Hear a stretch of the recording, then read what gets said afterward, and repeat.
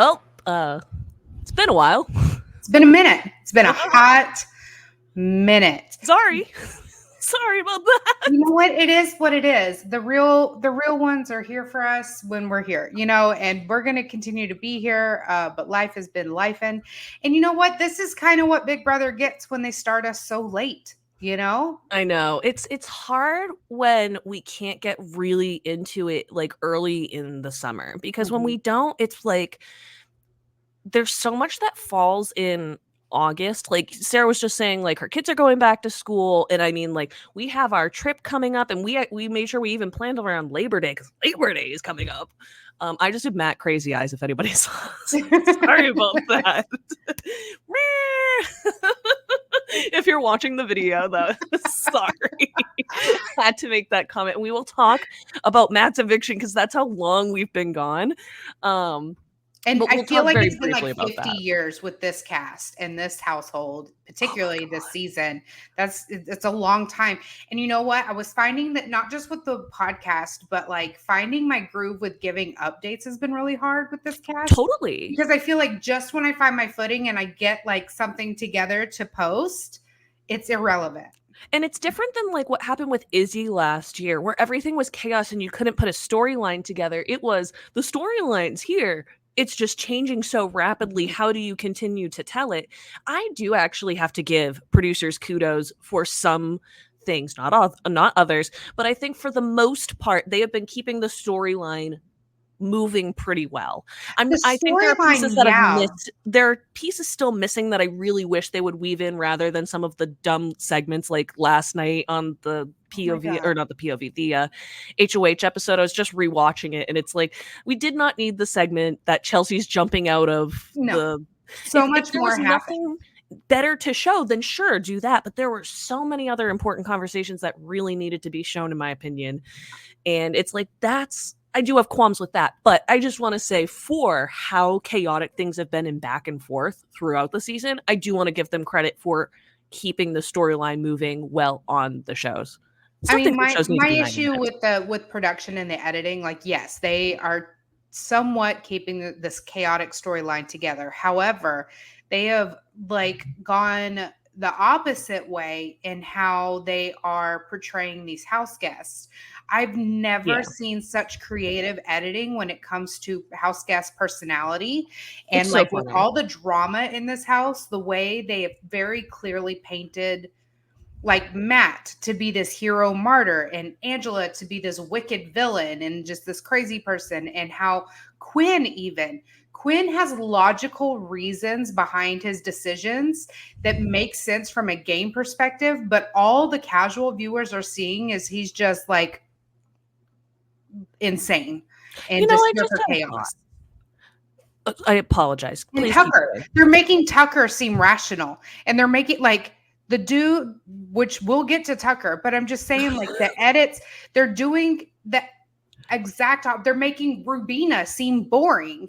They're making Joseph seem normal. Like, no one in this house is getting a true like picture to the casuals of who they really are based on who they are on the feeds.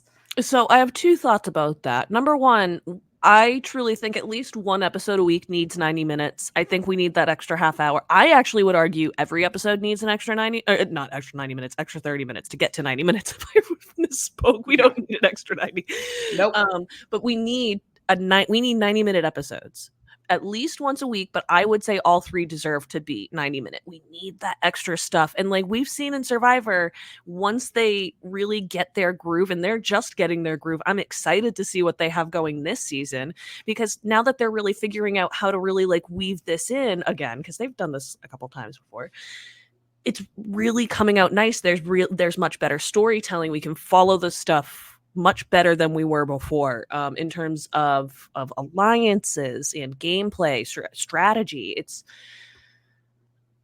It works better. The other thought I had too is I almost feel like producers jumped the gun in terms of like trying to create a character for Angela, because they were like, "Ooh, look at her. She's like just riling up the house." And like, yes, we don't like how they portrayed her argument with. We definitely thought she was going to be like one of the first boots. Well, and I think they just also just wanted to like capitalize on somebody going that kind of nuts because they saw what happened the last couple times that people had a really bad first HOH and they were like, oh yeah, this person's gonna be out in the next 2 weeks Mhm.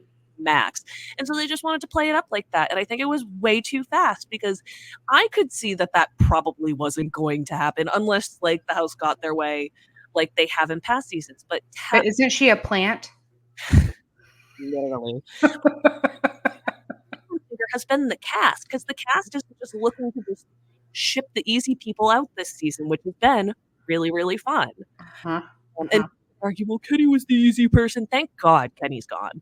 Sorry. I Oh do. my god. He's a That sweet was person. so exhausting. So It was, exhausting. as a feeder, it was like watching Eeyore for 3 goddamn weeks. I You just know, I'm really wanna glad that they showed it go. in the segment and made a bit out of it. The like, yay, I'm staying. No, I'm leaving. That was hilarious. I'm glad that they did that. There were talks. This came from Tucker, so take it with a grain of salt. But Tucker was saying that Kenny got talked to about it, and he changed his tune, but then he didn't. So I don't know.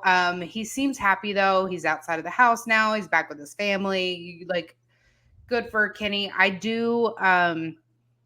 You know, he gave us a little bit more clarity of the situation in his exit interview where he told Julie like he's been applying for 5 years and 5 years ago he was in a different place.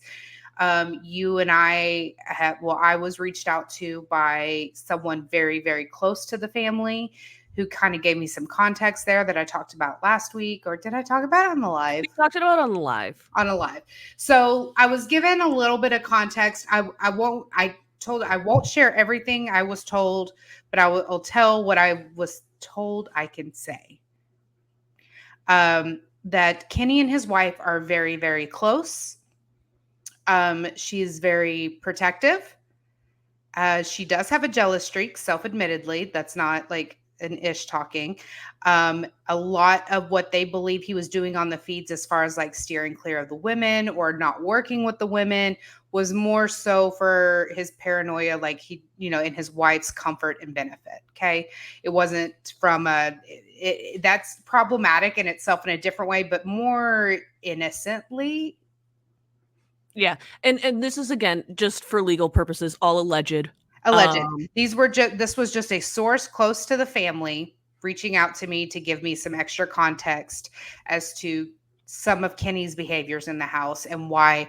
And he is a very, very devoted. They all said the same thing, that he's a very devoted father and husband. And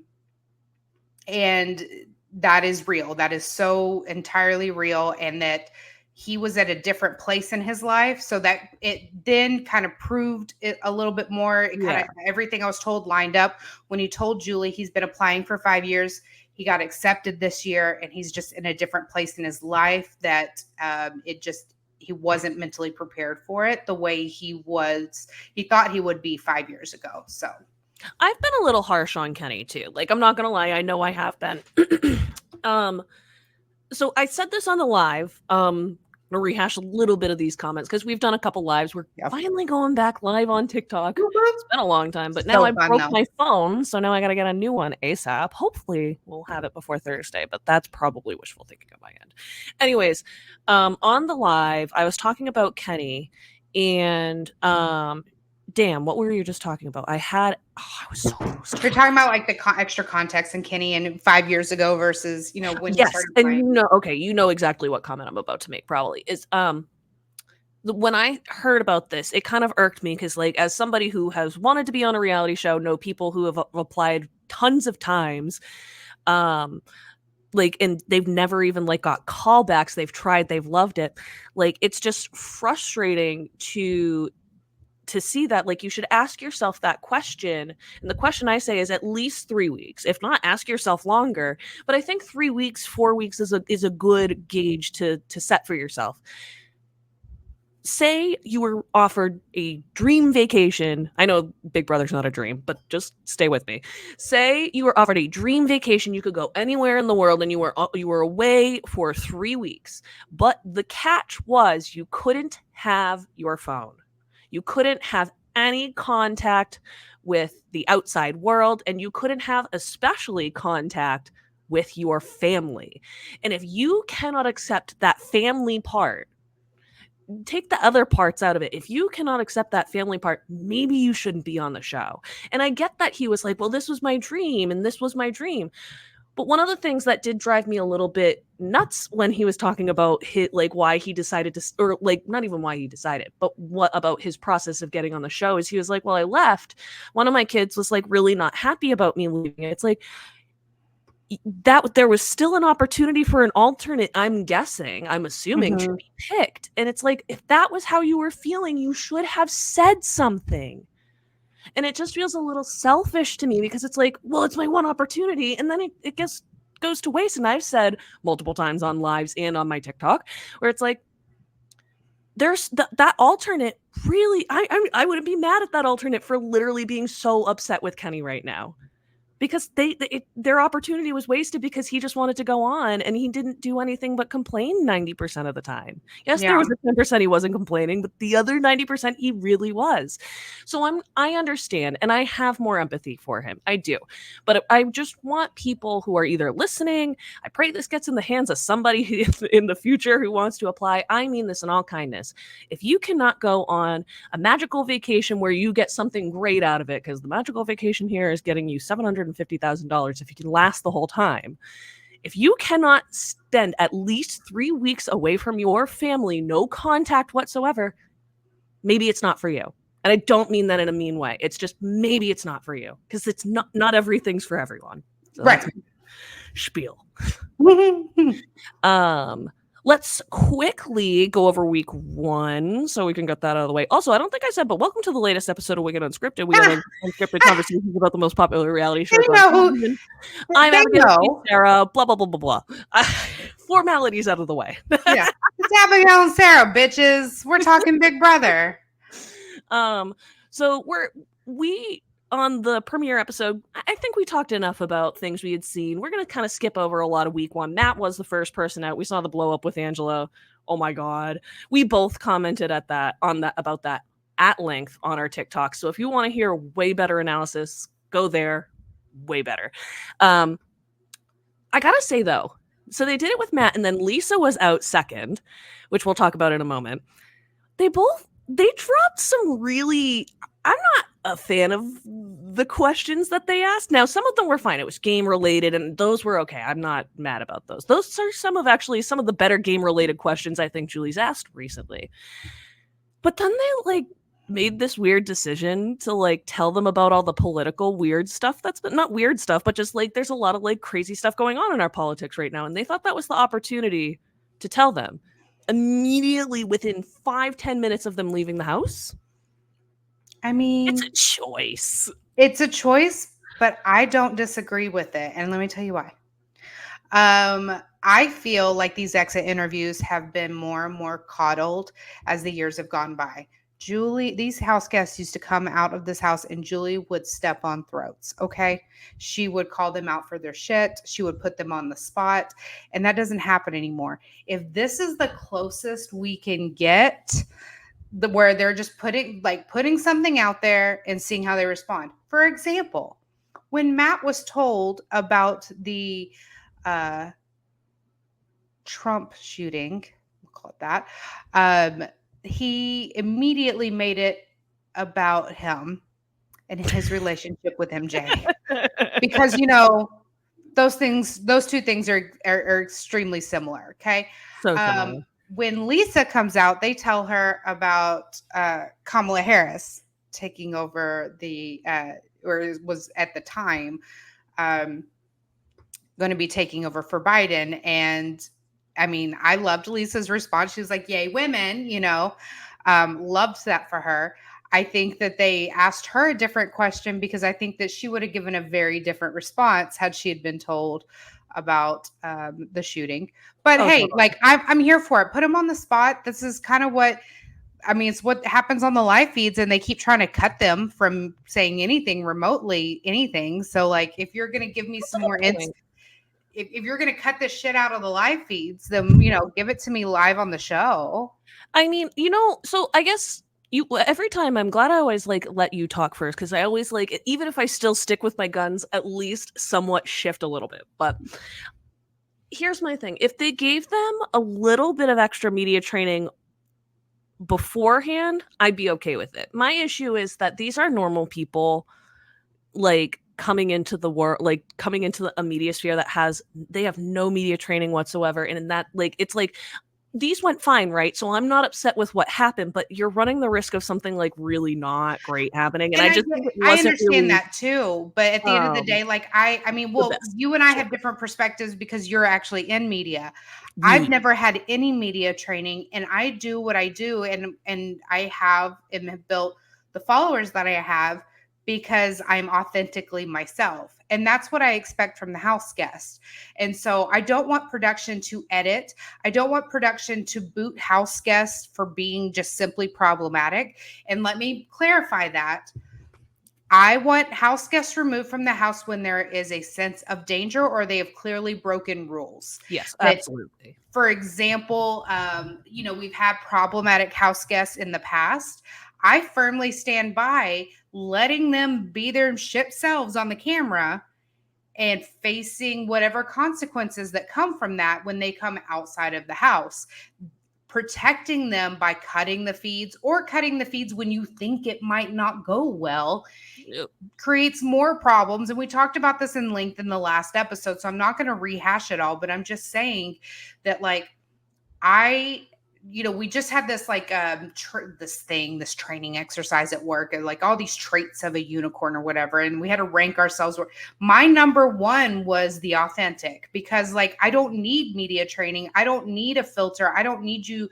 I'm not saying I'm perfect, but everything that comes out of my mouth is not fabricated or produced. It's just how I feel, and I have zero issues with not saying racist, horrible, or problematic shit. Like Right. it just comes naturally. And so Right. I guess that's kind of where I'm at, where like I don't we just, and I'm sorry this is tangent, but we just No. had something in the news, the Red Stocks, like Oh I god, yeah. and people are talking about his mental health, and he suffers from depression. Okay, I suffer from clinical depression as well. I'm on medication, I'm on therapy.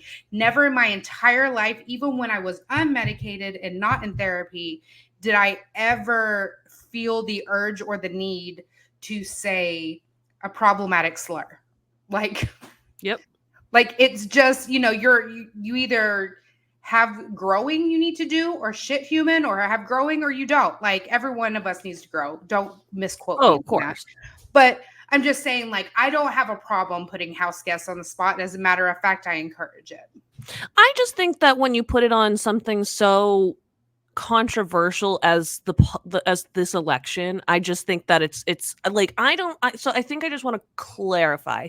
It's not about like don't put them on the spot about things, but I think these particular questions about the election I wasn't a fan of, because like it's just it's so polarizing. It can be so divisive depending on what is asked and how their answer comes off. And it's just like I just want to make sure that like we don't put them in a position that they weren't necessarily expecting themselves And to be in. I agree. I don't think that you shouldn't ask them anything that might, and let me just for clarity of context, and I'm not saying that like one answer or response Oh in yeah. particular to either of those questions would have been problematic or said Right. I'm not calling them a shit human for feeling one way or another. I'm just No. saying for any kind of putting them on the spot question, I feel like questions should be, if you're going to ask a question that is not about their game, I'm saying this is not including like the, hey, you said this, can we talk about that? Right. Like, that's not that.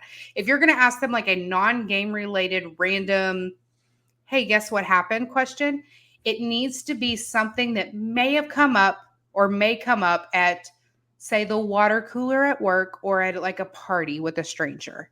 So everyone has enough, or everyone should have enough social skills to be able to talk about, or if someone comes to me and say, hey, did you hear Trump get shot, or did you hear Kamala, and if I don't want to get into it or figure out what side of the aisle they fall on or whatever, like there are responses that you can give that are socially acceptable in any of those situations. And I feel like these questions in general were fine. If they would have said, "Hey, are you free Palestine? Are you like that?" Like, you know what I mean? Putting Where someone on the spot and like asking them for an opinion. yes, I don't yeah, necessarily disagree, but the only other caveat I will bring up is that they were just in a very stressful environment in the Big Brother house. They might mhm. have BB brain. They might not be thinking in That's the true most too. clear way. I also think this is just a conversation. I don't really Yeah, necessarily feel like it should just be definitive one way or the other. It's like, because you have also helped me kind of like shift where I feel on this issue.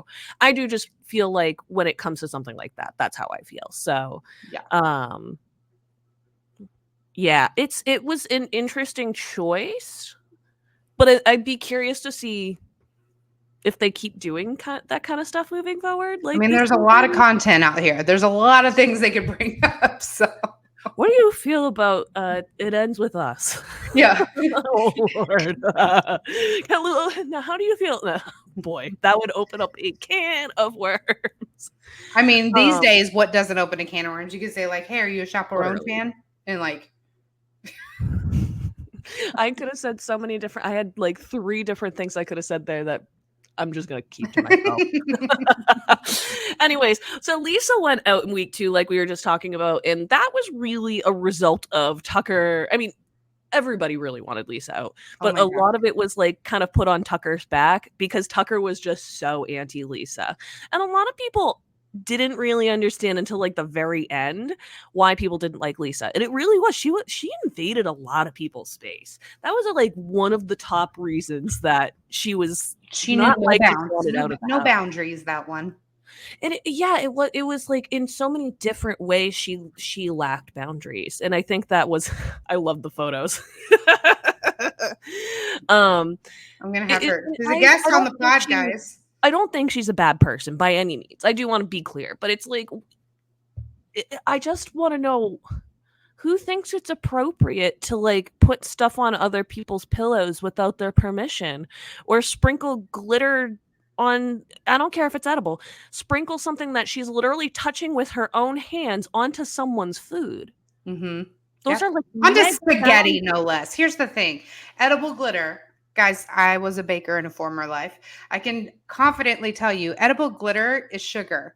It is a baked, crystallized sugar, which is what gives it its sparkle. Put sugar on my spaghetti, see what happens. Also, Tucker, one of his gripes was that she did not know how to cook, so maybe she just didn't. I don't know. Maybe she didn't know that it was like made of sugar because he would literally like be talking about some of the things she would put together and he'd be like, I cannot eat this. They still don't think that she I was mean, it actually doesn't a chef. affect the taste all that much. Right. I feel like, Enough. yeah, it's just it's no. And you know what? Like, no, say I don't want to get into poops again, but no. No. Well, it got to the point Tucker literally even like so he became the re-nominee when I think this was the week that Kenny took himself off the block, literally after complaining all week that he wanted to go home, which was really Mhm, frustrating. mhm. We already talked about that. But yeah, Tucker volunteered to go up as the replacement nominee because he wanted to be So on the did. block. If he didn't win the AI comp, he wanted to be right next to her on the block when she went out because he just could not stand her. He plays such a risky game. Now, like, I just want to be clear. I love Tucker. He has made me frustrated. He's made me sick to my stomach. He's made me close, not maybe not actually close to tears, but like he has made me like almost want to throw things. Like, but I still love him because it's the chaos that I live for on this show. And I think if we got more of this chaos year to year, maybe I wouldn't be as Team Tucker because it would feel a little over the top. But right Yeah. now, I think I'm so deprived of craziness and people just wanting. He literally said on the feeds, "I'm playing a character right now," and I was like, "Yes, thank you for admitting it." He's gonna come out of the house and say, "It's like that's cool, that's fine, we're cool with that." But Can he you wants to win. He wants here's win? the thing. Okay. There's 3 people in the house that are so polarizing that Twitter's starting to look like Facebook, Oh my god, okay? it's And then the real insane. ones know. But it's Angela, Tucker, and Quinn, okay? And let me tell you something. There are multiple facets on how I watch this show. It is no secret. I am a strategist. I appreciate strategy and great gameplay. And my favorite players just really thought about this game like a game of chess, and we're thinking multiple moves and multiple players involved. But I also have a deep appreciation for the chaotic players, okay? The chaotic characters that they put in this house. Like, do I think Dick Donato was a mastermind by any? Absolutely the fuck not. Was it entertaining? Loved it. Yup. Sure was. Loved it in some way. Was it problematic? Yep. But no one was in danger. That's a big thing. Like, they had to endure some shit from him, but no one was in danger. Okay, there's a big difference. So, and he was held accountable when he came out of the house. The difference between him being held accountable and someone like Erin, who we don't need to discuss, she was like, I didn't do the things. I did it. And he was like, I absolutely did it, and I do it again. So yeah. There's the difference. What do you like or not? Here's the thing. Like, with Angela, I absolutely see is like my worst case scenario as far as like how my mind would betray me in the house, how my anxiety, which is why I'm not in there, but how my anxiety disorder would betray me. I can absolutely see a lot of parts of the things that have happened with Angela are in me, meaning I wouldn't want to call someone out behind their back. I would want to call them out in front of the house, which is what she did. She felt slighted. She called them out in front of the house. She felt like she was being played. She had a house meeting. And I feel like, in theory, that's the way I would want to go about it, because then you're at least establishing that, if you're not good with me, then versus I'm not somebody that you can get a good sense on. Like, can we trust her? Can we not? Like, if you're good with me or not, right? Right. That's the way I would play. Now that she's that BB brain and that initial, oh my God, this is the big freaking brother house. That sounded so close. Oh my God. Right. You've been working on that? I have been working on that. No, we do not have an audio board. That was my Angela impression. So now that it's kind of come down some, I'm on two different levels. I like the unpredictability from Angela, but on a personal level, she's becoming a little triggering to me, as in the sense of Angela's absolutely asking to speak to a manager, like, going out to eat with Angela, and if they get her order wrong or they don't refill her drink, like, it's happening. Okay. I've definitely seen Angela's on custom award videos. Okay. You're killing me with these one-liners. Jesus Christ, you're going to make me cry. All right. So I'm very like, keep it in the house, but I don't think we're catching drinks after the show. You know what I'm saying? I had to wheeze really quickly. Tip your servers, people. So yes. So then you have Tucker, who I have had red flags up since day one when he was testing the BB gods, saying, I want to be the first big brother player in the house to win the game. I'm like, tempting fate, my man. Then his ass, spoiler alert, has not been nominated, has volunteered for the block. Not once, not twice. Oh, now we got balloons. But he's finding himself there 3 times now, and all 3 times winning the veto has been optional on far as like using the veto. Is if crazy. Tucker wins the veto, we don't know if it's going to get used or not. Like, what is happening? So as a game player, I cannot respect it from a feed, someone who's watching the feeds and watching the chaos. Fucking love it. And then you have Quinn, who is getting a horrible edit. Okay. I've seen some. I feel bad for his edit. I feel so terrible for his edit. Guys, I'm going to tell you something right now, and I need like the listeners to really, really hear me. Quinn is a super fan. The tweets that I sent out, like the disgusting comments I got in there, but then the continuation of, well, Quinn said he's an RHAP fan on the feeds. it would be chef's kiss if RHAP like blacklisted, like refused to have him on the show. I know exactly what you're talking about. Adam from season 13 said that. Yes. And I'm like, first of all, in no universe would any of our listeners be on the show talking about us on the feeds and how they listen to us. And I would think that's weird or ick or cringy. Like, I would be screaming and jumping for joy and be validated and like rooting for that person. Okay. I am a huge fan of Taryn and Rob, and it is no secret that, like, yeah, of course I would talk about that on the feeds. I don't know. And you can't not play to that. You cannot, like, all right, there's no way I would ever be able to go into the house and not think, wait, would Taryn think this is dumb? Because he's a fucking brilliant genius strategist when it comes to the show. So of course I'm gonna like WWTD. You know what I mean? Like, what would Taryn do kind of bit. So Quinn's getting a terrible edit and everyone's like, why isn't he going after Leah? Why doesn't he go after even Chemo and Takor are criticizing Quinn for not going after Leah. He likes Leah. He likes Leah, but Chemo and Takor know that Leah doesn't like Quinn, and they haven't told him. Yep. They have never told him. So why would he ever target Leah unless you are going to sit him down and say, bro, this is what she said. Like, she's not into you. She's playing you. But no one's telling him that. They just want him to magically know this shit. Like, I feel like people need to, like, they're losing the plot of the story. And I feel like I think that he knows, or he should know. And it's like, sometimes you have to spell it out. Well, not just spell it out, but she does, like, amp up for him. You know, she plays into, she knows he likes her, and she flirts back. And I'm not saying anything about her for that. Like, strategy, and girl, get it. Like, it's working for her. So that, don't take that way. I'm just saying that, like, why would he ever think, like, no one's telling him.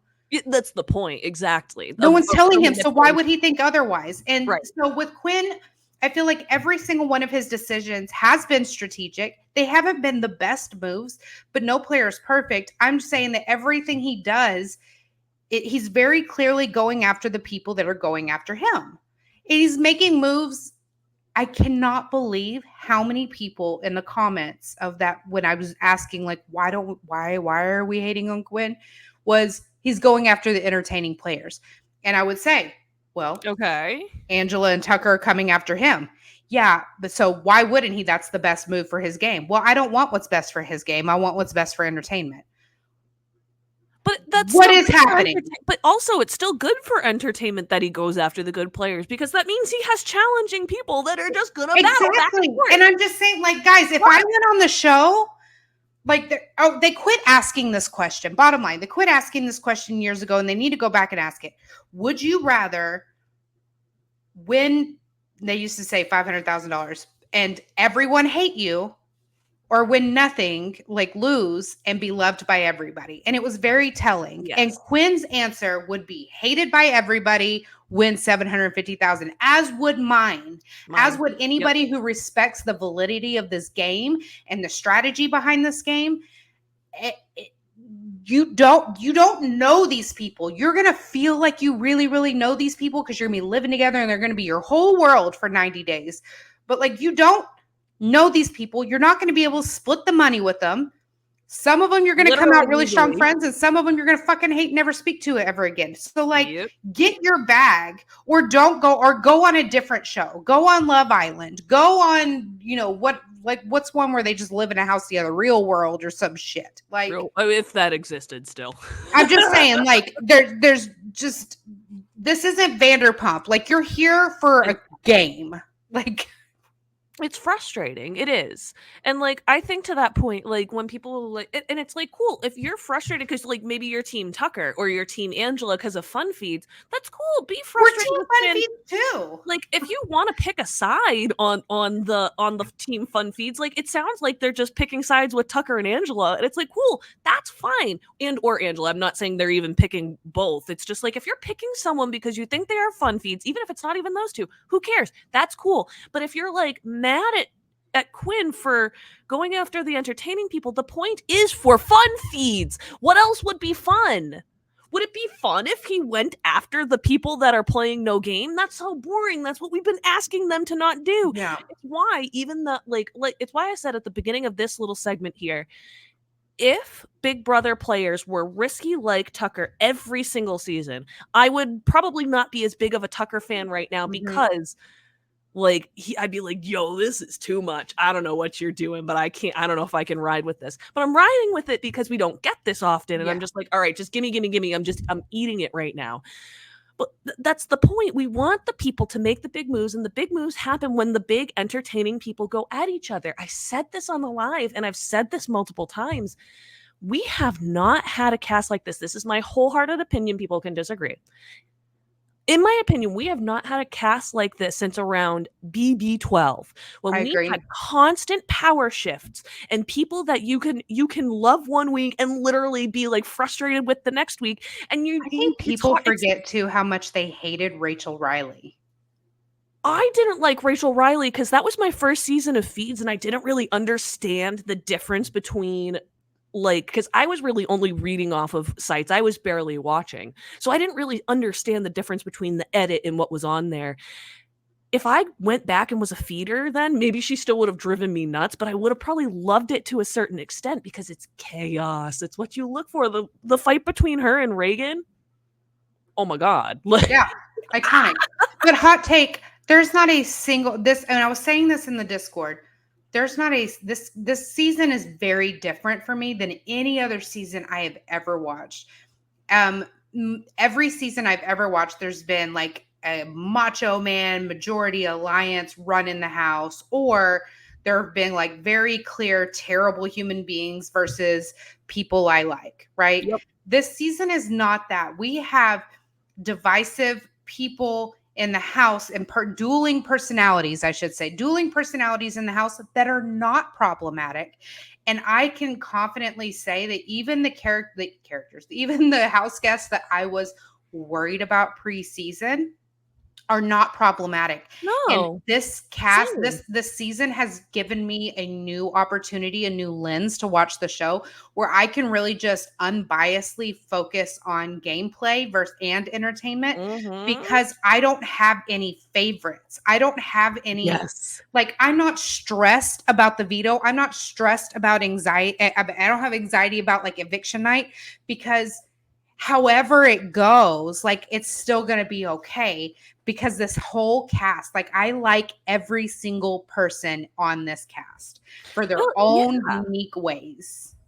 And I feel like I get anxiety on eviction nights currently, and we'll talk about AI Arena. I think there are big pros and big cons to it. So I think it's like there are lots of wins and lots of losses. The game. What?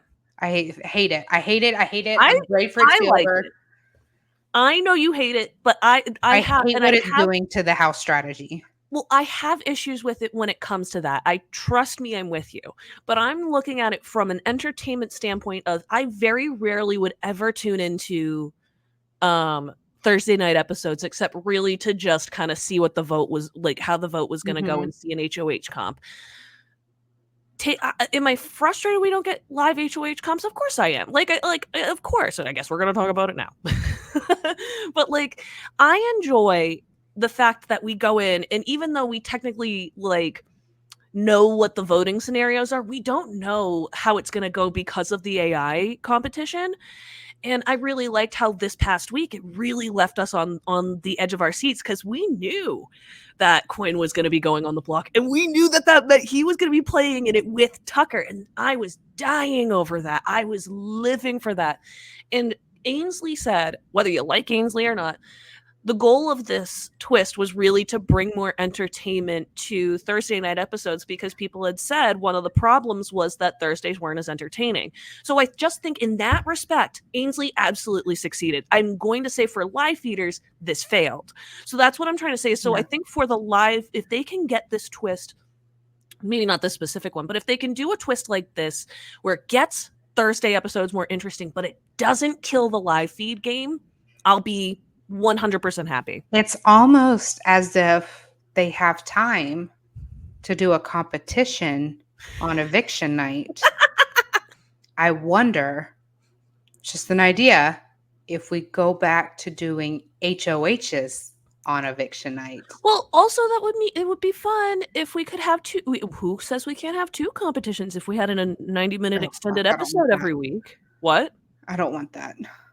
A Thursday where it's almost like a double eviction every Thursday? I would live. Here's the thing with Thursday night evictions is like Thursday nights are a live show with I get whatever. It's fine. 90 minutes. Like, yeah, double evictions. Yeah! Get on the But you know 90-minute what? train. But double evictions, I also still stand firmly, and double evictions need to have a lot of it pre-recorded. I feel like we spend too much time on the live comp part of it and the live voting part of it, that I feel like we lose a lot of the scramble in the in-between and like the actual chaos that happens. And then we're just left to trust whatever they feed us that following Sunday. If you're telling me that you have time on a Thursday night to do a live competition, then going into a Thursday night as a live feeder, knowing who's going home is way more okay with me, and not knowing, like, am getting to watch the HOH live. I think that's the consolation I've taken with the AI comp, is because, like, yes, I know the scenarios, but when it's so, like, coming down to the comp win, when it comes to something like a Tucker versus Quinn feud, I'm okay with taking that L as long as it's not the whole season. Didn't expect it. And I think this is going to be the last week, by the way, of AI. So Sarah's going to be happy, and I am not mad. I'm not necessarily. But I'm going to be upset though that on Thursday nights, now what? Like, can we have HOH comps back being on Thursday nights? I also don't believe in live voting. I think that the votes need to go back to being pre-recorded, but we'll see. We'll see what they think. I think they disagree with you, but I don't need to hear everybody's fucking shout outs. I don't need to see their little shimmies in the hallway.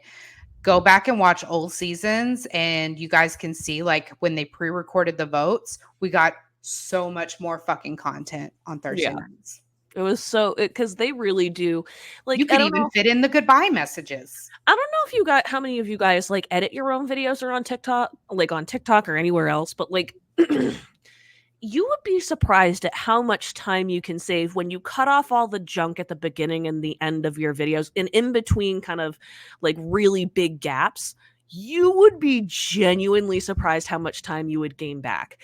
Even if it's 2.5 minutes, that 2.5 minutes is gold for a show. There is you can get you can, even if it's small, you can get a new segment in there and tell a whole different part of the story. There's a lot you can do. There are new directions you could give, or there's a more strategy time depending on what's going on. Just you never know what's going on an eviction night. There's a lot that could be done. So I really do agree with Sarah on that. I think that there could be there's potential with that. I agree. Do they want to do that? I almost guarantee no. I don't think they have any interest in that whatsoever, because they want the live feeling. I don't know what week we were on, but like we already talked about Tucker being we were kind of just ending week 2. I mean, yeah, going into week 3. Before we get to week 3, there are a couple little things I want to talk about. Unfortunately, the first one that I think I've been dreading, I don't know about you, is the big misunderstanding between Angela and Quinn and Tikor and how messy that got. We don't need to rehash the details. We all know. It's more about the live feed outage and how it was handled. And I think you guys kind of really know how Sarah and I feel about this, but I did just want to make sure we touched upon it a little bit on here. Because, like, I know you're the kind of person who thinks that there should have been much more, and I'm not disagreeing with it, that we should have seen more on the feeds. Even if there were certain things that were cut, there was a lot more that we should have been able to get. It was wildly irresponsible for them to be cutting the feeds. Wildly irresponsible. It was not fair to Core, Quinn, or Angela. And I said it last week. I don't know if I said it in my live, but I will say it again.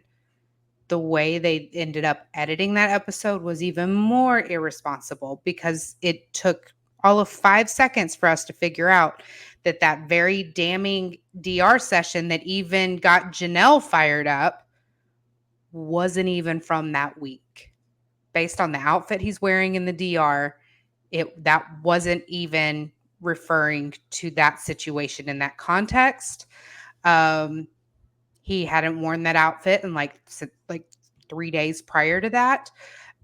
So I feel like they went for drama and they caused a bigger shitstorm than needed to happen. And by cutting the feeds, they already let the fire spread. Well, and then Takor was the one that really just took the brunt of everything at the end of it. Like, I think that she was, I mean, I'm not saying Angela got, I mean, I feel bad for Angela for the way she was portrayed. I feel bad for Quinn the way he was portrayed. Well, in certain ways. Yeah, in certain ways. Every way. I feel like Quinn got the worst portrayal. Correct. But I feel bad because of how like everything ended up getting portrayed because they didn't give us full context because things were skewed for drama. And ultimately, I thought it was wildly unfair, mostly to Takor because she was just put in that unnecessary situation.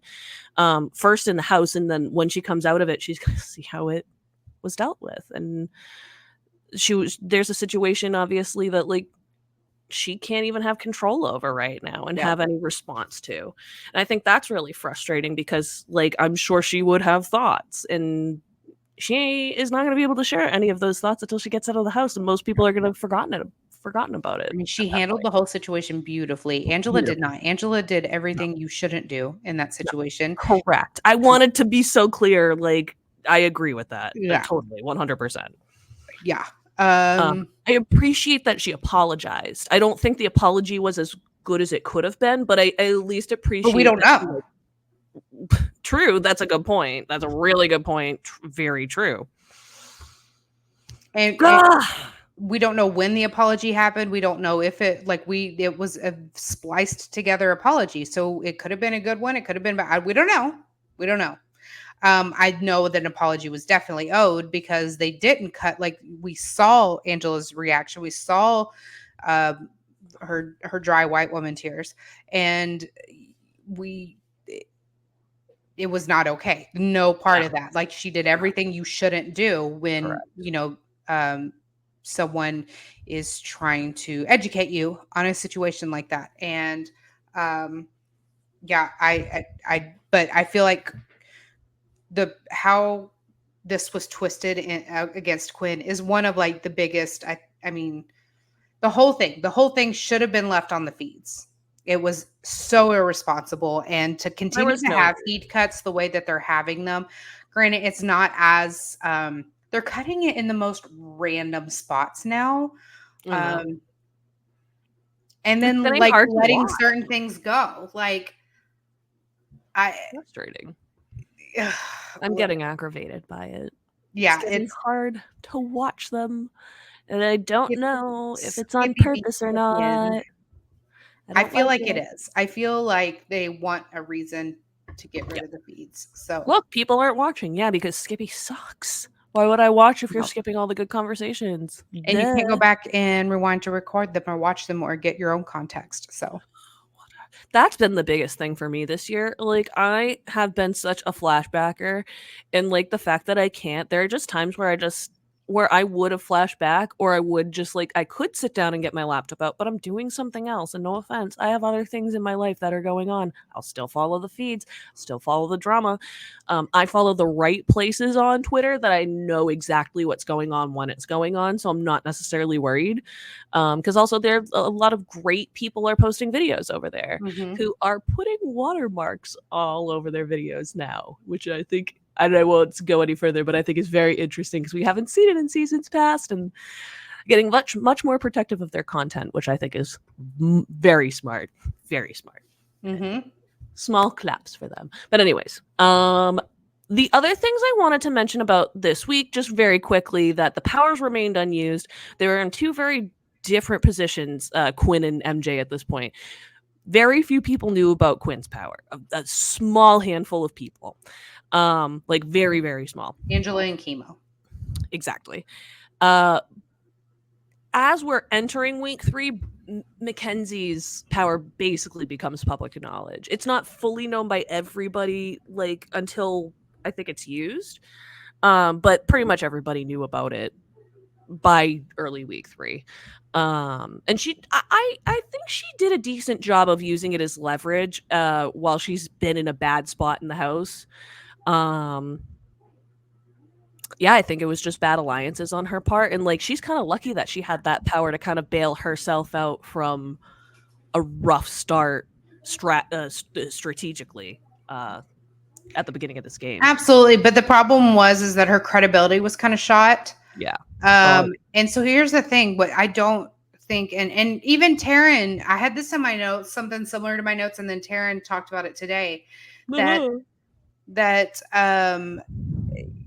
Quinn knows that Chemo told Tucker, but I don't think he knows to the extent like that he absolutely confirmed it. I think in Quinn's mind, this all came from Angela. And I don't think Quinn knows that the reason he's in this position right now is because of Chemo. Mm-hmm. Because if this was just from Angela, no one would have believed. Now, I said this in a video and I've been preaching this, and the more I get into it with, in the comments, and it's opened up a big discussion. There is absolutely no reason that production should be allowing house guests to tell these types of powers to people. Here's the thing, and I need everyone to just stay with me here. Yes. I feel panties getting in a bunch. 90% of Quinn's power being outed is his fault.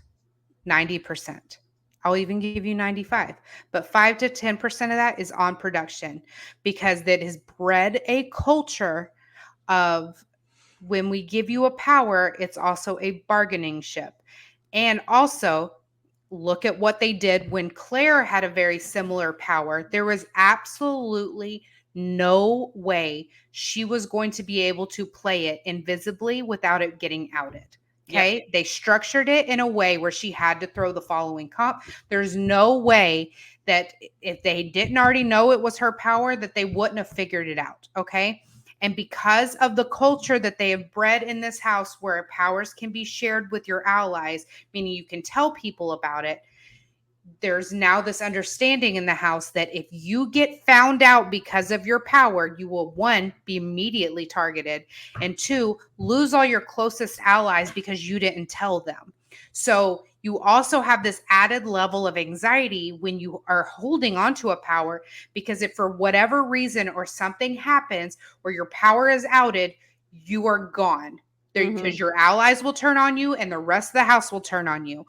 If you have a security blanket, the way Jeff did for his coup d'etat, where he could absolutely not share it, then at least you have that to fall back on with your allies. So when it is outed, or if it is outed, or it is found out after it's been used, you can tell your allies, I was not allowed to tell anyone, and you can still maintain your social game.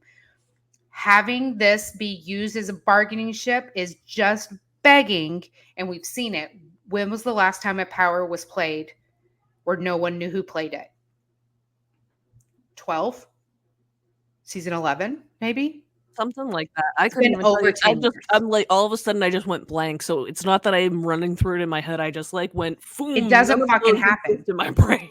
It doesn't happen, because the powers always come to surface, and they always either bite the person in the ass or they don't, because their people knew about it ahead of time. Yeah, Diamond Power Veto. Sorry. Yeah. Sorry. So I'm just saying, like, so if production wants to have this, could have been such a fun power. The AI, the deep fake of it all. This could have been, oh my God, to see Angela show up. Yeah. Oh my God, this would have been amazing. Her actual reaction, like, again, was rewatching the episode right before this. No, I didn't. I had to fast forward. No, I didn't. Bitch, I had to fast forward through that part because it was so painful. Yeah. It was so painful. And like, I know they probably there might have even been instructions for her to just be like, oh, no, I didn't, because they wanted the thing for the show. And it's like, please. And then on top of that too, I had a great question. Someone said, well, couldn't he just keep it to himself? And if it comes out, say they won't allow me to talk about it. Nope. Because you will immediately get called out over the speakers. You may not use production as a strategy. and you're outed. Like you just lied right then and there. And then that's another lie. So no, unless production tells them, you cannot tell them. You can't lie about it later and say, they told me not to tell you. Wouldn't it also back it up if it was true, that they would probably say you're not allowed to talk about production? What do you mean? Would they do that?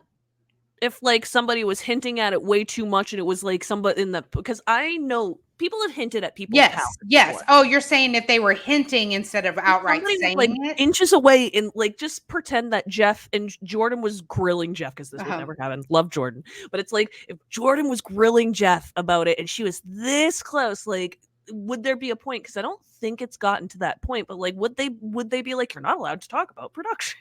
They You know? might, but they definitely would call you out over the speakers to everyone you're talking to. If you were to say production told me I couldn't tell you, you were not allowed to use production as a strategy. That is a rule in the rule book. So no, he couldn't just lie about it either. He can't just say like, oh, well, they told me not to tell you. No, that's why they need to tell you, you cannot talk about this. Also, especially for invisible HOHs, and we said it then, if your power is found out, you don't even have to say you can't tell anybody about it. You could say if your power is found out, you lose it. I don't mind that. Gets to be you only get this invisible HOH if you stay invisible. So you better do your best damn job to convince it, because like even if people start sniffing around, because people always do, they sniff around, they want to figure it out. Like I remember in season 11 they called Jeff's power the wizard. They were like the wizard power, but that's how they referred to it, and they always would talk about it, and they would like, but they were allowed to talk, because it's not about not allowing the house guests to talk about it and plan about it. It's just like the person wasn't allowed to out it, and I'm sure that probably played, knowing that that was the rule, probably played into how people interacted with each other in the house. And I also think, though, if we had that rule and people knew, it would be different, you know? Like, it's probably why they didn't deal with somebody getting super close and being like, oh, do you have the power? And then them having to play the, you are not allowed to talk about production, or production is a strategy, or anything like that. I'm really with you, because, like, and I know there's probably more reasons, but one of the reasons the only reason I could off the top of my head think of why they wouldn't like the secret powers is because they're afraid someone like Boogie wouldn't play it. It's like, Boogie was Boogie. These secret powers have been played. Like, Matt played his Diamond Power Veto, Jeff played his coup d'etat. The coup d'etat that literally Boogie didn't play in season 7. I could absolutely see Quinn not using this power unless he had to. Mm-hmm. I think he was considering it until it was very obvious that his feud with Tucker was coming to a head, and he was like, "Oh no!" But his feud with Tucker was because of the power. I know.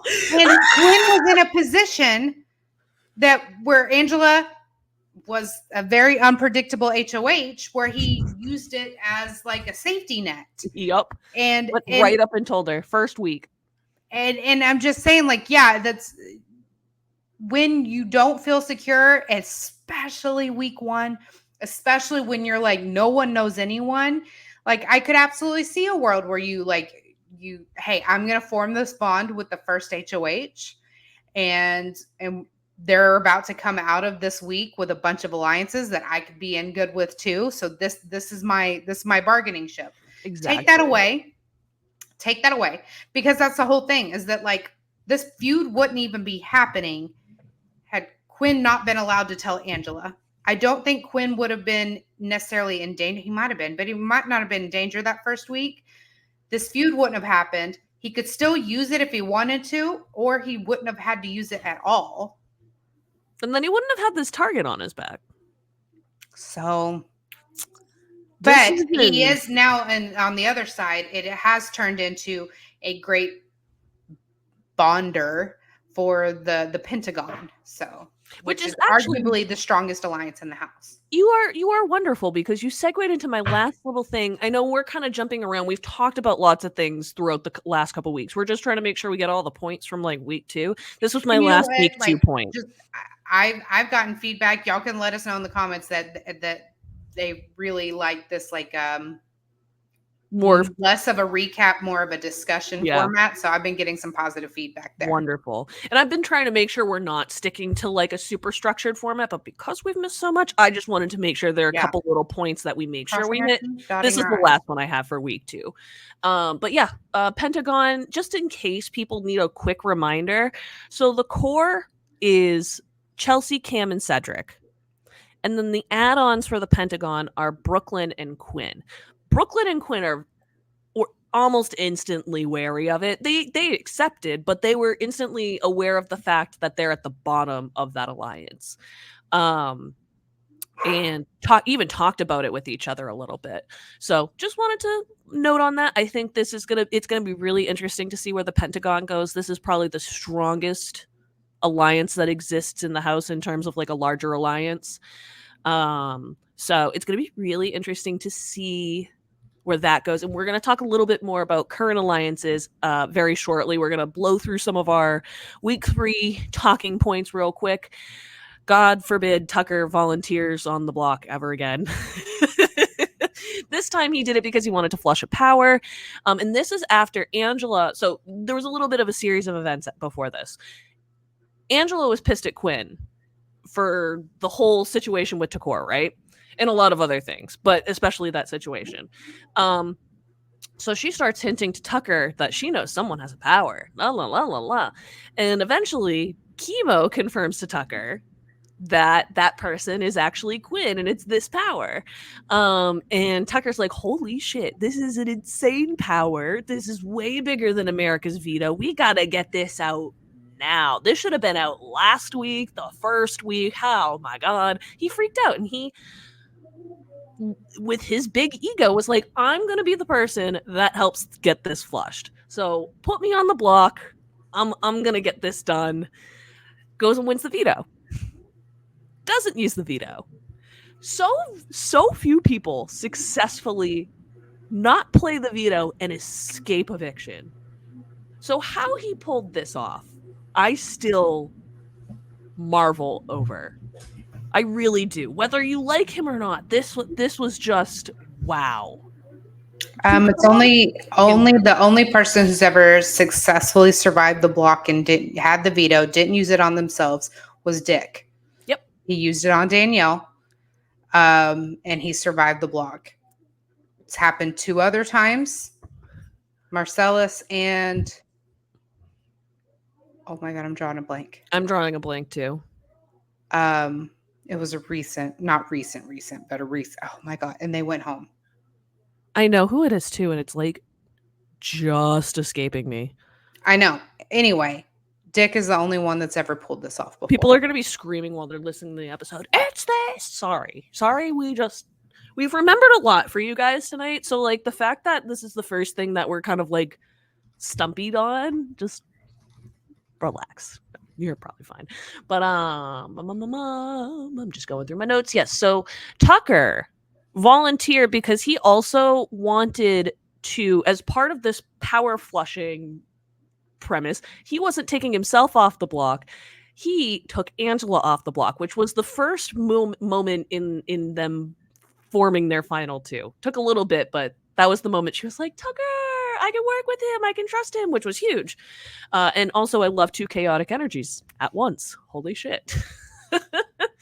But Tucker was like, you have to use this. You have to put Quinn up, because also not only does Quinn have the bigger power, but MJ's just going to bounce right back and it's not going to matter. If you put Quinn up, we can flush this power. Only problem is Cedric's aligned with Quinn. So Cedric didn't want to do that. And I don't know. Brendan and Rachel. Oh yes. Oh my God. I knew it wasn't super recent. That I was like going through like the recent seasons. Like I can't think of anybody. That is such a good point. Yep. This says that Matt from BB19 used it to save Jason despite him being on the block himself. Cody Nicholson went up in Jason's place and was unanimously evicted. Maybe. I'll have to fact check that. we pretend BB-19 didn't happen. So BB-19 doesn't exist in my brain, so that would also be Elena why exists, though. We love Elena. Oh, totally. No, just most of BB-19 doesn't exist. But yeah, so Tucker's argument to Cedric is there was no point in trying to flush out MJ's power like that, at least right now, if we had an opportunity to flush out Quinn's and not let him catch wind and use it the next week. Cedric was like, nope, my ally. I want to stick by my ally. It's noble. It's loyal. It's a choice. I disagree with it personally for his long game. And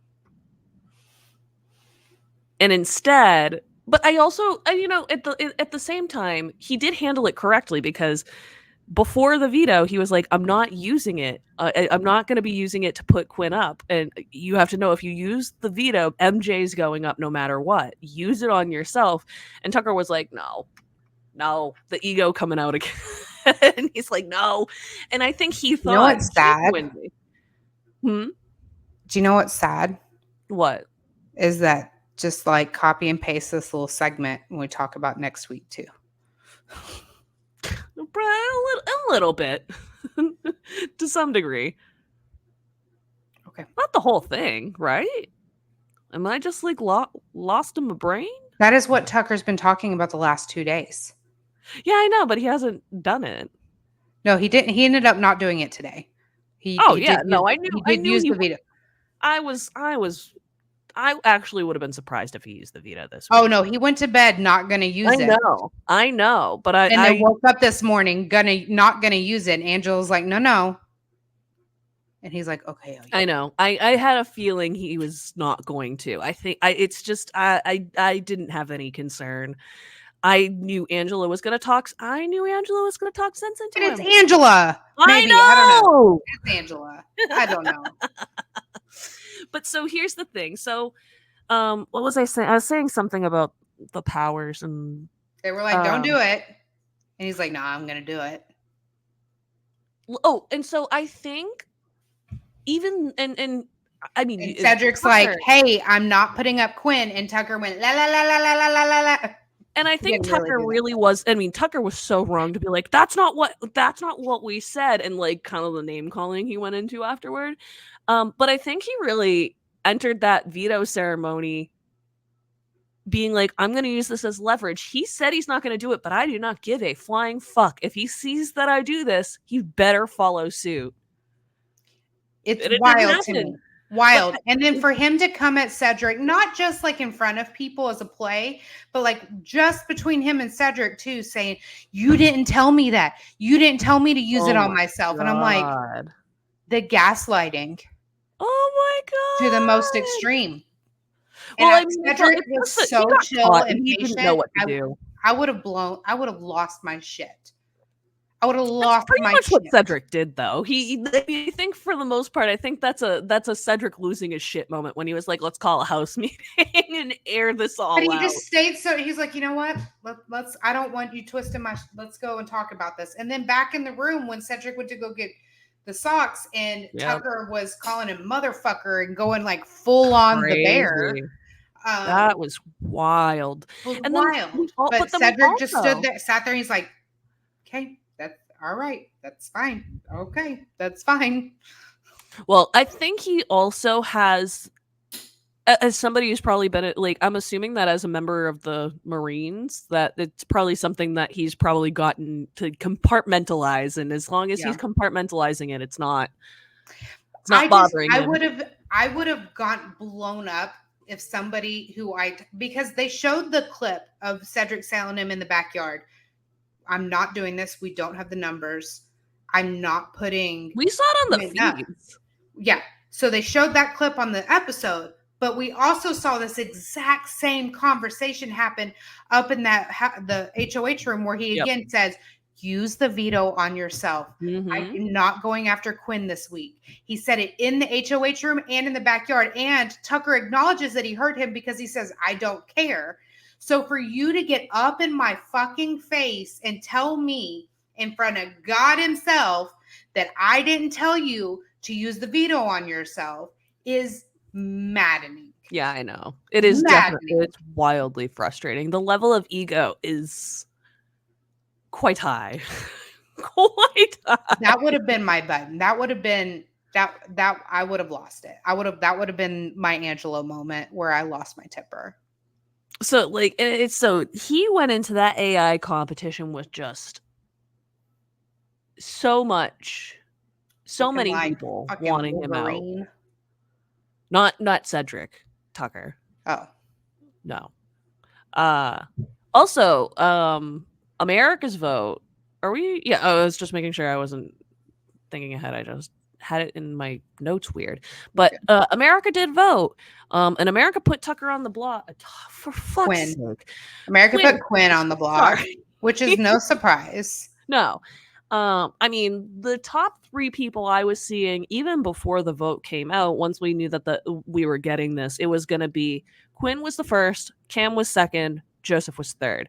I'm not saying that's how it came out vote-wise, but it wasn't surprising to me that Quinn was the person. I put 50 votes on Cam, and I'll tell you why. Nothing against Cam. I don't think he would have gone home. But I knew if Quinn went up, Quinn wasn't going home. That's a boring. Oh, yeah. It is boring. I knew if Quinn went up, it would have zero aftermath. And I was saying this in a video and I'm live when people were like, who do we vote for, Sarah? I was like, I'll tell you what, this is where I'm voting. This is why. Because Quinn going up does nothing. Quinn going up, absolutely nothing. Because he's not going home. And it's not going to have any effect on him. And it's not going to have any effect on how he plays the game. It's not going to have any effect on his relationships in the house either. Okay. Cam is riding the middle. Okay. Cam going up actually causes drama in multiple areas. Chelsea has been way on the fence about Cam and whether she can trust him, what side on the house he is. And Chelsea is that kind of thinker. Chelsea seeing Cam, America pick Cam, I can't trust him. America's trying to tell us something that he's not to be trusted. He is playing those games I think he's been playing. And then we would have had a division amongst like the Pentagon and the collective, because Chelsea's kind of like the ringleader of it all. So, but she's kind of really been so on the fence with Cam. I could see that vote absolutely having a ripple effect. I don't think Cam would have gone home, but I think that this week would have looked completely different in the dynamics in the house had Cam touched the block instead of Quinn. Yeah, absolutely. And I want to get your opinion as we're moving into week 4 real quick. I know we haven't talked about Kenny in a moment, but Kenny did end up going out at the end of this week. And I want to get your opinion on the idea that a lot of people felt that it was an anticlimactic end to the week because we had so much drama, so much going on. Tucker then goes and wins AI. And then it's all for naught. Kenny goes home. Listen, guys, we all have, really good parties. And when you're having a good party, you got the music going, the food's great, friends are popping or whatever, and you are having a great time. Okay. But in order for that great time to continue, someone's got to take out the trash. And I'm not calling Kenny trash. I'm just saying, like, you got to like pop some of the dishes in the dishwasher so you have some room in the sink for the ice. You know what I'm saying? So like we can continue to have a good time, but sometimes like we just got to cleanse a little and get some of the clutter out of the way so that we can just keep it popping. And that's kind of how I feel about it. And I think it just really actually ended up. I'm not calling Kenny trash by any means. That was just the best analogy I had to think of it. But I think this really did actually just open up a more entertaining week 4. That's why I was like, I think I said this at the beginning of the episode, where it's like a lot of people were upset that this episode and this week ended up going that way. And it's like, why?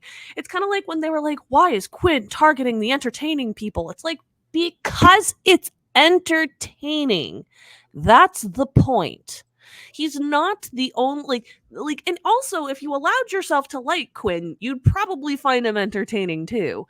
He also, like you said, is getting a rough edit, so it's hard for people who are not watching the feeds. I'm really glad that Taryn came to his defense today. He finally addressed, the vitriol on Twitter and stuff, and he's like, if Quinn wants to go rock climbing with me, that's the way to my heart. Like, he is more than welcome. He's more than invited. Like, hey, he's a fan of the show. Kat called out that she's like, I strongly disagree. Like, those people are who give you a platform. Like, you know, you want to support them and root for them. And Kat is one of the biggest supporters of you know, her people who go on, and her, like, even if it's just somebody listens to her podcast or that she's met, like, she meet and greets her fans, and like, but they're not, she like hangs out, like, I mean, you'll know, like I just hung out with Kat at her premiere party, and I can honestly say it wasn't like a celebrity meet and greet division. Like, she was literally, like, we were all at her house. It wasn't at her house, but like, it was like we were at her house, her guest, and she, like, my best friend, who's never watched a single episode of Big Brother till that night, got a big hug from Kat too, and like a thank you for coming. And like, when I tell you, like, people like that are the people that you want to support.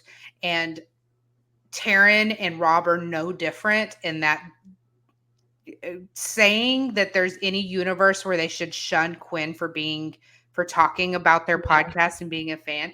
I mean, they're going to give him shit for talking for the comment he made about the name Rob has a podcast.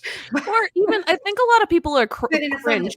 And I'm going to even say, no offense to Quinn, but I even cringed a little bit when he was like, I can't wait for my deep dive. I'm like, sir, how do you know you're getting a deep dive? But I'm sorry, but if I was in that house with those players, with a Tucker and an Angela, I'm sorry, it's not far out of the realm of possibility that I win the show and I get my Taryn deep dive. I'm not going to lie. Like, as a super fan, I know, I think about like, that too. But I'm talking about, I'm playing devil's advocate. I can understand why, like, I'm not saying it's like the one answer. I'm just saying I understand why some people listen to that and they're like, because no offense, even I, as a Rob Has a Podcast fan, even I was like, oh, it's not. And for me, it was less about that I didn't like the comment. It felt just kind of like a cocky comment to make to the house. Because it's like, if people in the house are familiar and they're kind of just playing it off, and it's like, it just kind of comes off like, I think I'm going to win. And it's like, I didn't see him say that. I did see him. He was talking, having one-on-one. I think he was talking with, it might have been Brooklyn, where he was talking about how he wants to get out and like go listen to Taryn's live feed updates, which I get that, because like, you know, same, that's like my daily thing. And people say the same stuff about our TikToks. Like, if I don't post by like 1:00 in the afternoon, they're like, hey, they're Sarah, like, hello, where's our update? You know? So like, I get it. And just for the record, if any of our listeners ever go on the show, which we all hope you do, and you talk about us, we will turn into your Stan accounts, because we fucking love all of you. And like, little segue here, if you are in the DFW area and you are free September 5th, please come hang out with us and watch the eviction Thursday, September 5th at the Mad Hatter in Richardson at City Line. Abigail and I will both be there, as will Kat Dunn and some other guests. But we hope to see you all there. And actually, I'm going to post the ticket link in the show notes. Yay! And with that, we're on to week 4, not done with the podcast. No, not the end of the podcast. But I just we were talking about like meeting and stuff like that and like whatever. So but yeah, please come see us. Anyways, week 4. So we are recording after the Sunday episode, so everybody should know by now, this is no spoiler alert at this point, that we have another Angela HOH. She is the first two-time HOH of the season, which I love. I live for it. Wish that she had her power this week. Quinn has activated his deep fake. So he has basically taken over her HOH, except she gets the bedroom. She got to compete in veto, all that stuff.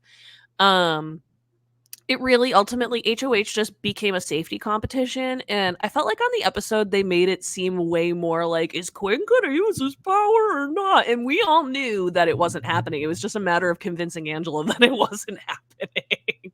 Or that it was, rather.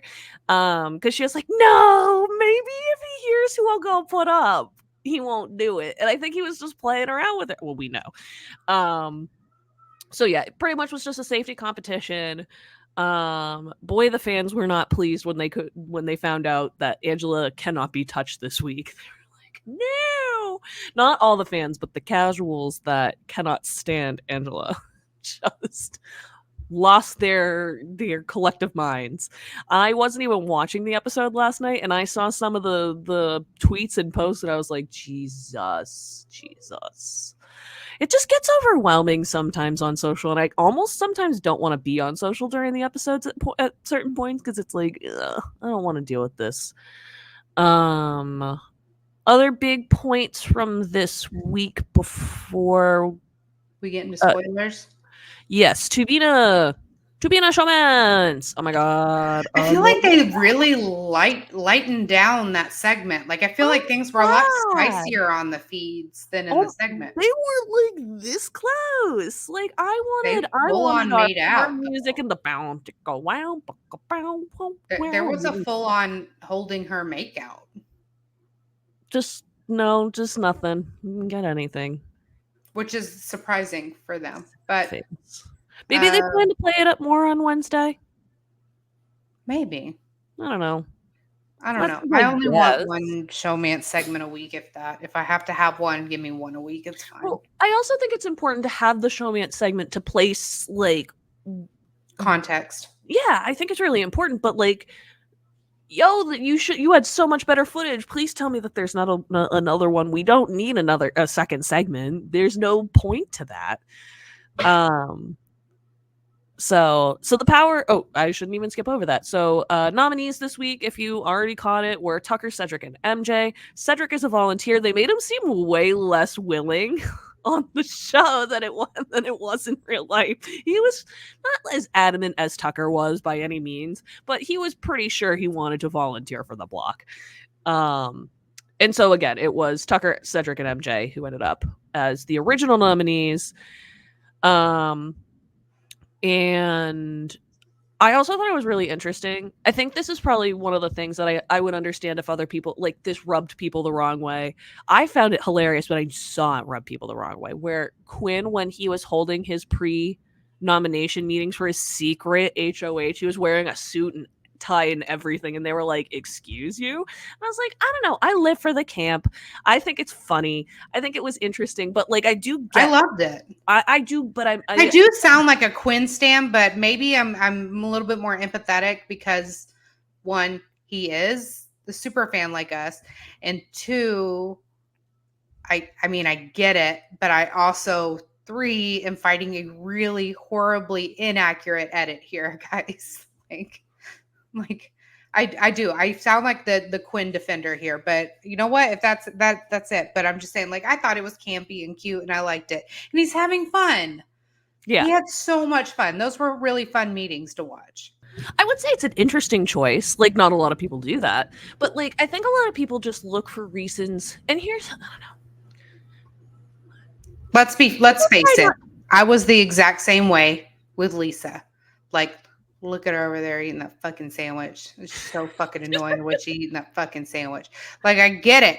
But all Lisa fans are like, oh my god, it's Lisa and her glitter. And if you're going to find a reason for somebody to irk you, then them wearing a suit is going to irk you. You know, yeah, like, exactly. I found it campy and cute. I know. And so that's where I do get a little frustrated because I think he's not getting enough justice in the edit for some of the things that he does that are quirky and fun.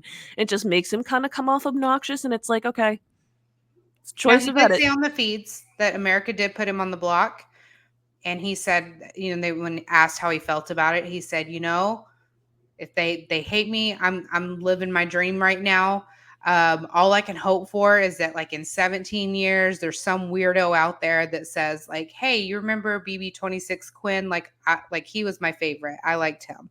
And they'll get a lot of shit for that, but like, it'll still be cool because there's another weird kid out there that will like stan Quinn. And I loved that response. I loved that he acknowledged, I'm not everybody's cup of tea, but I'm here like living my dream. And eventually, like, there's someone out there that is gonna like me, like, yeah, and like my gameplay. And this, I will give you, Sarah, is our spoiler warning segment. We're going into some live feed stuff. There might be some stuff that we already know about from the episode, obviously, that we discussed through here, but we are now getting into spoiler land. So Veto. Dun dun ah! Won by Mr. Tucker once more. This is his 4th competition win of the season. And I just gotta say though, I'm gonna push back against, like, people are like calling him like an alpha male. And it's just like, Fuck that. It's just like it bugs me too, because like these are equitable comps. God forbid that and it's like, sorry that he's winning a bunch of comps, but it's not like he is the only person winning. We've had a wide variety. He's just really good, and he is good. And these aren't like super overly physical comps. No. I will say this. I already said this in the episode. I like Tucker. There's no one in this house I do not like. Okay. There's my disclaimer. He's like, are you saying that for them or for me? I'm saying that for them. I'm saying that for them because what I'm about to say is going to piss the Tucker stands off. But I will say this, and I would say this about anybody else. Keep in mind, I love Tucker.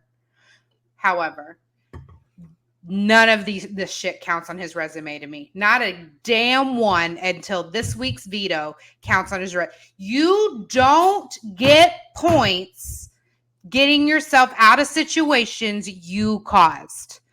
You volunteered for these competitions. Maybe not as you many. Winning them doesn't mean shit to me.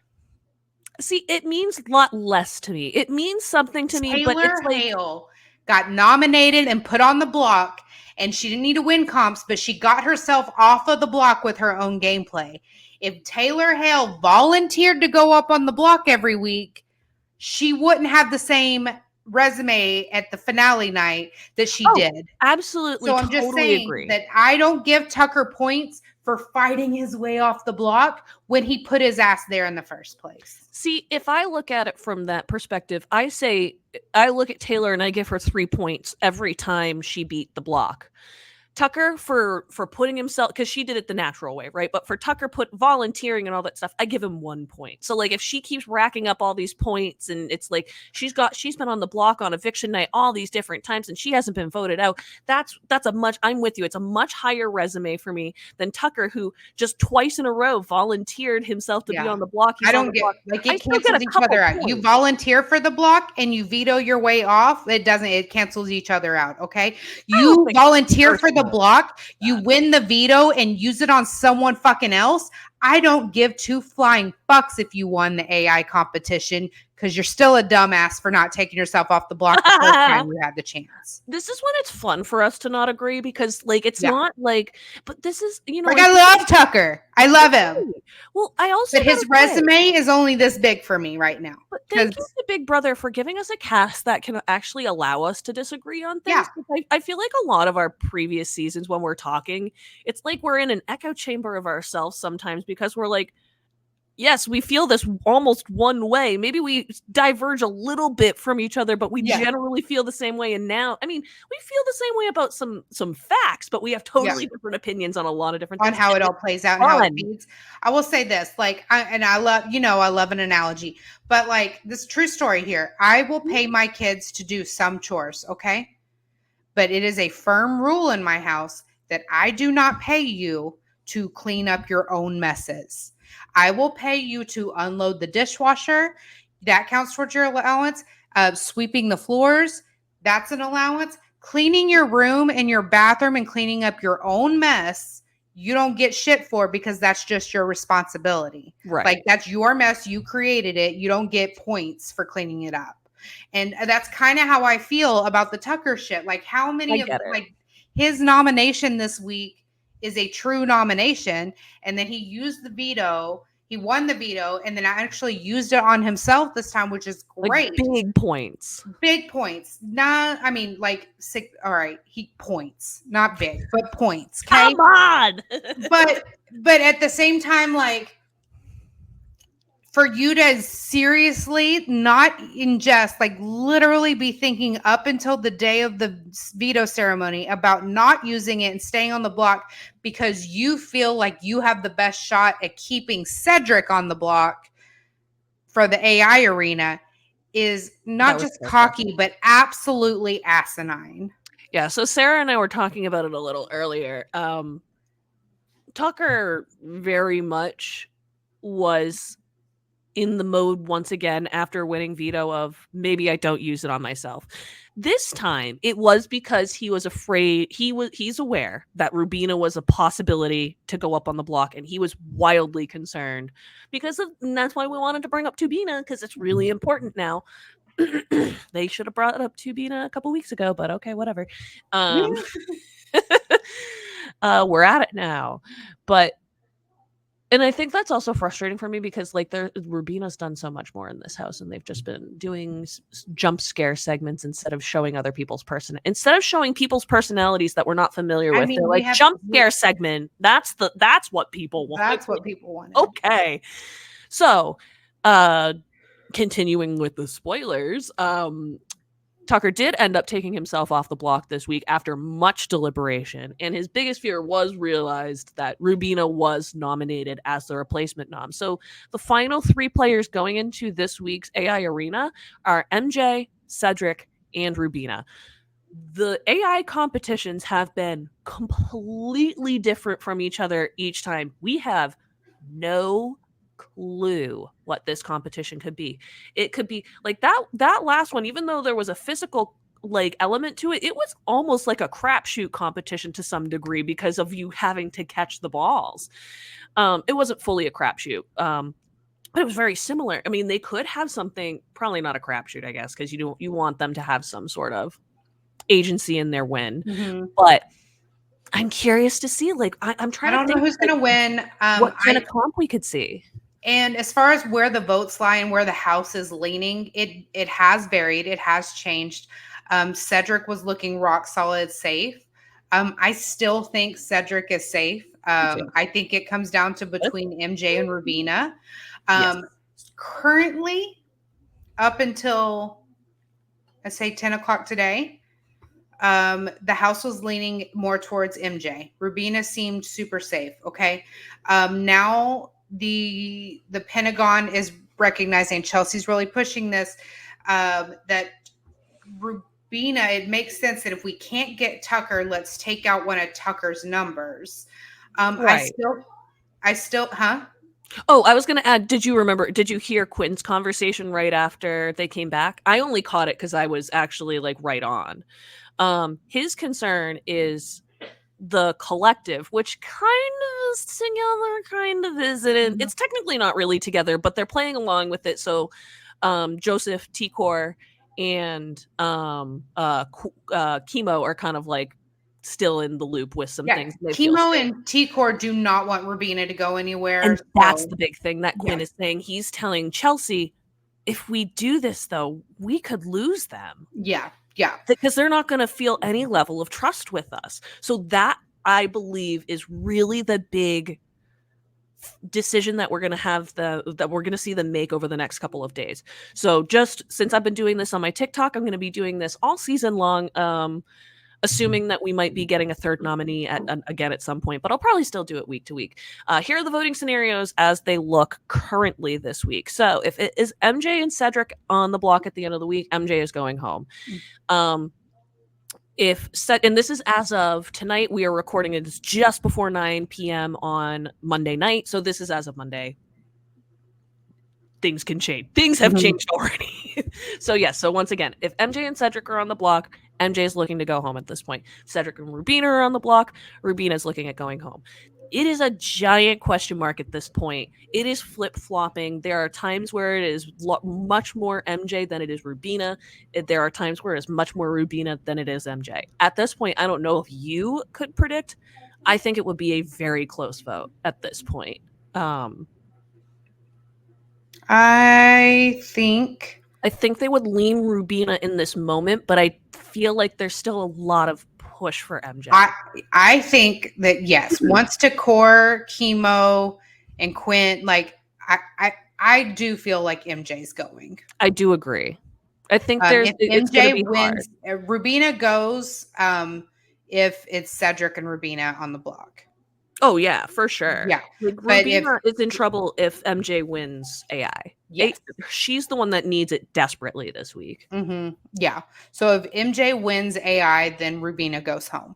I think Cedric is the most safe out of all of these. I put the graphic up on the screen just so we could see, like, you see 2 HOHs. I put our little deepfake HOH on Quint's name too. But Still yeah, hate the name of a deepfake HOH. I just wish they had I done keep something. calling it invisible HOH. I like that even I mean, I just feel like there was a different way that they like, I can't tell you what it was, but I just feel like there was definitely a different thing they could have named it. I mean, what they did with the Angela, that was really fucking cool. It was really cool, and I'm not denying that. I think I mentioned on the first episode, so I won't go in depth here, but I just have, like, personal issues with the Yeah. idea of naming something a deep fake and being like, "Oh, isn't this fun? A fun little thing we can make fun of." It's the only reason. Yeah. Only reason. But yeah, I'm just But, checking my like, let's notes. just to, like, I'm playing devil's advocate Yeah, here, you're good. okay? Deep fake name, that's what it is It when, is. and it was used for a malicious reason, okay? It's kind of, I know it's just more recent, so it feels more, um it feels a lot more personal than this next example. But the reason we call the block is for the chopping block, and that comes from a really dark and morbid reason I mean, too. that's a good point, and thrown under the bus. Yeah, I guess. So yeah, but the I chopping block guess. was like a dark moment in Fine. history. So I'm just saying that deep fake was created. That's what it was called when this, like, tool was created. It wasn't Right. created for malicious intent. It was created for, like, entertainment purposes. And someone did something very malicious with it. So I mean, I can't fault production for calling something what it is, even when it has a dark history, when that kind of happens in everyday society already. I just wish it had a different name. I get it. But it makes, like, I don't think that they could have another name and do what they did And with they it. should have done something different. Because also these powers were so like, they were not even remotely, like, equitable I mean, MJ got whatsoever. 4 weeks of immunity over it with hers, so So did Quinn basically had 4 weeks of immunity as long as he played it right with what you talked about earlier in the episode, where it's like, as long as he dangles it over people, yeah. he's like, "I've got the power, don't you come after me." So I feel like they were pretty they ended up being pretty even. They didn't sound like it on the surface, but with MJ's and having America be the replacement nom, then you could say, like, "Hey, you can put me up, but I'm going to have to use my power, and who knows who will go up." And so, like, why would anyone put her up then? So I'm saying, like, they ended up kind of being like 4 I weeks still think immunity. Quinn's had much more power than Mackenzie's. Like, much more. He Yeah. has a he literally has a full-on coup d'etat. Yeah. But the full-on coup d'etat versus a little veto. I'm saying hers didn't end up being as flimsy as it first sounded. No, it Yeah. didn't, and that was actually thankfully enjoyable. Yeah. Couple quick notes of before you can jump to that slide. But couple quick notes as we're wrapping up kind of our discussions about, like, week 4. Yeah, so week 5, and then we're going to talk a little bit about alliances and stuff like oh no, not alliances, excuse me, winners draft. Do you think we're getting a physical competition this week? Yeah. And if so, do you think it's the wall, and why do you think so? I don't think we'll have the wall until Julie tells us on Thursday to join her next week on the live feeds. Good point. Very good point. Unless it's part of the tease that we get on Tuesday. No, I think Julie will tell us on a Thursday. So join us Sunday when we find out who our next head of household is. And then Wednesday when the power of veto is played. And then Thursday we have a live eviction followed by everyone's favorite competition, the wall endurance comp, playing out on the live feeds on Paramount Plus. Like, they'll give a plug so that people go get the live feeds. Have they done that before? I know they plugged it. I know year. they plugged it, but I guess I just don't remember it the, like, week before. Yeah. Because I remember going into Julie does it. Julie does it on Thursday nights when she recaps the, like, what's coming up the following week, the Sunday, the Wednesday, and the Thursday. I also have a terrible memory, so don't ever. Yeah, Julie always gives us, like, a week's heads up. We'll know. They leaked the pressure cooker early, but sometimes they don't say it's the wall. Sometimes they say, like, a live Well, HOH. that's what I'm saying, They'll though. say live That's HOH. specifically, Yeah. Sarah, what So I am they'll say getting live. at. Well, they did say that about the pressure cooker is returning, blah, blah, blah. Of course. Well, the pressure cooker's the pressure cooker. If they Right. didn't And I don't think advertise it's going to happen they were again. But stupid. on Thursday, Julie will say, join us Thursday when we, after a live eviction where we crown an HOH live on the feeds. Make sure to join us on Paramount Plus. Like, she'll give us a heads up about a live feed comp. Okay. I thought she just gave the heads up on the episode, but maybe I'm wrong. It's, again, my memory is just terrible, so we're not going to rely on that. Winner's draft. Let's wrap this episode up with some Abby's not doing well. That's okay though. That's typically how every season starts, and then at the end, it's all your people left. So I have two people currently, Mackenzie and Cedric, that are on the block. You have Rubina. Sure. I do think eventually, I mean, you could ultimately, we could tie, but so far I'm down 2-1. I had Kenny and Lisa, they're gone. She had Matt, he's gone. I'm just nervous about my picks. Joseph's not doing a winner's game yet. Chelsea's doing Chelsea. I'm impressed. Also, I'm gonna just take back like half the things I said about her when we were drafting. But like, Chelsea has been a pleasant surprise. Yes. Yeah. I'm looking through my list. Cedric's, I don't think he's gonna. I don't think he's got the chops to win at this point. And what the fuck is Joseph doing here? I know. Leah, and Tucker, another great Tucker quote from the feeds this week.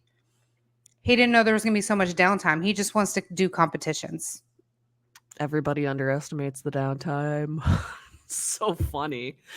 Sarah has Quinn, Rubina, T-Core, Chemo, Brooklyn, no more Matt, Cam, and Angela. Oh boy, remember getting to the end of that draft and being like, it was Angela and Kenny we were picking between, and we knew one was going to do some shit and the other person was going to be a dud.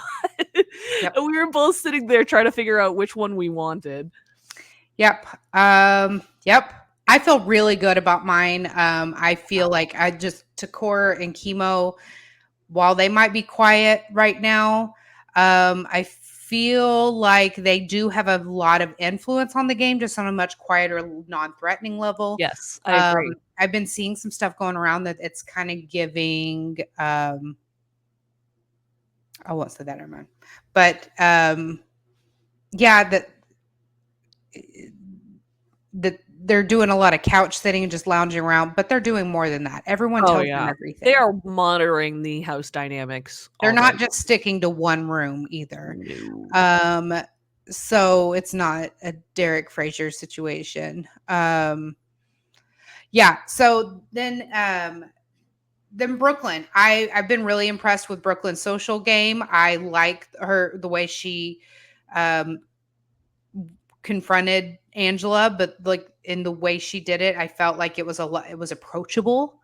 I did not like Angela's response to it, but again, on a personal level, I don't think she's my cup of tea, Angela, but like for entertainment purpose, chef's kiss. Oh yeah. I could absolutely see Angela sticking around a while. I think Angela's making it to jury at this point. Oh, for sure. Absolutely. Yeah. And then of course, like I've had like gut feelings about Quinn this whole time. I feel like he has a good head for the game. I don't like the hot water he's in right now. I feel like we need to get a bigger target in front of the house before him. Like that's what he needs to do, is find a bigger target. Everyone's kind of hyper focused on Tucker, but after that, like he's going to be next. Who are they looking at? Yeah. So I feel like he's going to have to make some really tough decisions there. Because I think if MJ goes this week, maybe Tucker goes next week, but then like, then what are we doing? Cam is playing low and slow, a little too slow for my taste. And I need him to amp it up a little bit. I don't love this relationship he has with Tucker. I feel like it's too dangerous and risky for his game. He really, really needs to recognize the power in the collective and the Pentagon and the core, and kind of gravitate himself and give Chelsea the assurances that she needs in order to ride those numbers out. Oh, he hasn't even remotely done enough of that this season. No. She's already super wary of him, and I think if she were to cut Cedric or Cam, it'd be Cam so much faster. Yes. But no, overall, I feel really great with my team. Again, like we'll pull alliance map up here. We got like the collective with the core and the Pentagon. Like that's probably the most solid alliance in the house. Quinn has been doing a great job this week of like feeding into the visionaries relationships there. And that's for those of you who are just listening, that's Quinn, Takor, and Chemo are the visionaries. And Quinn's been kind of ampy. He kind of let that go to the wayside, got a little distracted, but he's been doing a good job of like building those relationships back up. The Snoots is just Leah's fucking with Quinn. And then we had 5 points for him this week. I don't see 5 points having any lasting power at all. That's Chemo, Takor, Rubina, Brooklyn, and Tucker. Brooklyn, Takor, and Chemo are just placating Rubina and Tucker at this point. I think this is more just trying to find a way to get Rubina to come to them after Tucker's gone. Yeah, absolutely. And I mean, there's a bunch of random final twos.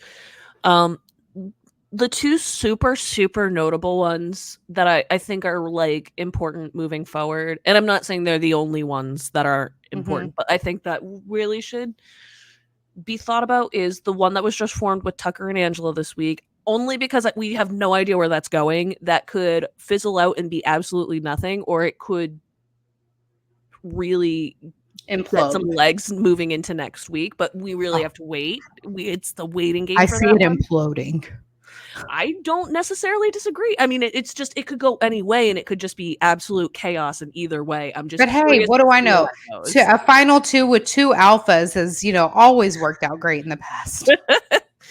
But the other one is Takor and Chemo. Oh my gosh. Ride or dies to the end. Like you said, just very interested to see where they end up going in this game. They really are silently running this game.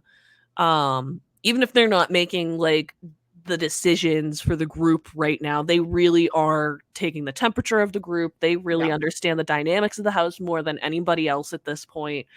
And they're doing it really quietly and really smartly. And I agree. People really aren't necessarily picking up on that. Like, they just know that they're friends, and they're not really doing anything else besides just being like, yep, and they're just friends. It's like, okay, we are playing Big Brother, but I mean, go off, I guess. You're missing possibly one of the biggest, most important things. You should probably separate them at some point. And I don't mean that in a bad way. They also are kind of quiet right now, so you don't want to rock the boat with them. But just saying, it doesn't seem like, even if people wanted to rock the boat, they don't even seem to be on people's radars. So it's just like, it's an interesting. And so that's why I'm really curious to see where, in particular, that duo goes long term. Any final thoughts before we wrap this up? No. This was a very long episode, but I feel like we got it recapped, and we're back, guys. We're back. And we have big thoughts for under an hour ones. We had lots of big thoughts, but this does wrap up the episode of Wicked Unscripted. So if you like what you hear, don't forget to subscribe, rate, and review our podcast. We're also regularly posting on our TikTok account, so make sure you follow us at It's Abigail Adams, Sarah Talked Reality, and Wicked Unscripted. Make sure Wicked Unscripted will have more when we're like posting updates from the podcast, which we were not on for a little bit. But anyways, we'll get back to that. But yes, so make sure you follow all of those to keep up with the latest updates. You can also find us on Twitter. Just go look us up. Super easy to find. If you come see us September 5th. Yes. Mad Hatter in Richardson, Texas at City Line. Yay! In the meantime, if you want to ask us a question, share your thoughts, leave us a tip, email the podcast, wickedunscriptedpod, pod@gmail.com for more. We are always looking for fresh and diverse voices to join the conversation. And with that, we will see you next time. Thanks for listening. Bye.